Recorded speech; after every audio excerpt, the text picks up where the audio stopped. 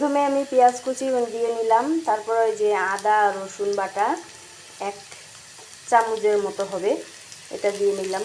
আপনারা আদা রসুন বাটা দিতে না চাইলে স্কিপ করতে পারেন। আদা রসুন বাটা আমি দেই না সাধারণত, তাও আজকে একটু দিয়ে রান্না করছি আর কি।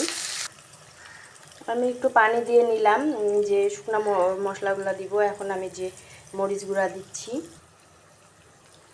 জিরা ধনিয়া গুঁড়া, এখন একটু হলুদ গুঁড়া দিয়ে নিলাম, তারপরে লবণ দিব, দিয়ে এটা ভালো মতো কষাবো। একদম অল্প মশলায় হালকাভাবে রান্না করব। যদিও হালকাভাবে রান্না করার জন্য আমি হচ্ছে যে আদা রসুন বাটাটা দিতে চাই নাই, তারপর একটা কারণে, বিশেষ কারণে দিলাম। এখন আমি এর মধ্যে মাছগুলো দিব।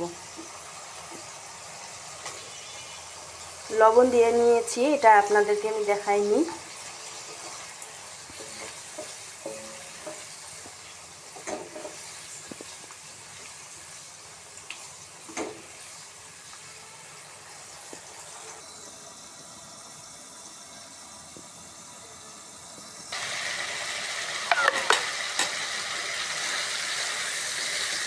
আমি এখন একটু আলাদা তুলে নিব।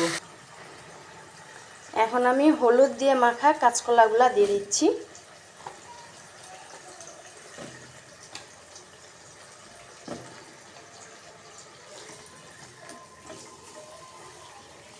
এটা আমি নেড়ে চেড়ে কষাই, এর মধ্যে পানি দিয়ে দিব। 5 মিনিট মতো কষাই নিয়ে পানি দিব।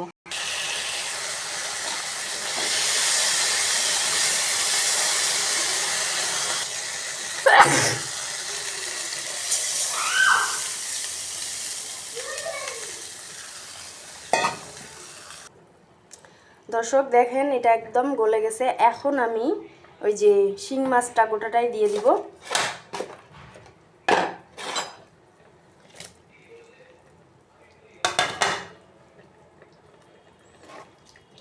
আমি ভাবছিলাম যে 20 মিনিটের মতো লাগবে, 10 থেকে 15 মিনিটে এটা হয়ে গেল।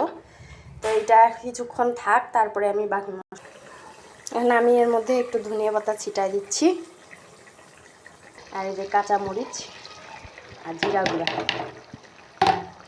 দ্যাটস এনাফ, হয়ে গেল আমার শিং মাছের ঝোল কাঁচা কলা দিয়ে। এই কিছু কারণে আমি ভিডিও দিতে পারিনি এতদিন, তো কেউ কিছু মনে করবেন না। এরপরে নেক্সট টাইমে ভালোভাবে দেওয়ার চেষ্টা করব। সবাই দোয়া করবেন, ভালো থাকবেন। এটা কিছুক্ষণ দমে রাখবো, 2-3 মিনিট, তারপর নামাই নিব। আল্লাহ হাফেজ।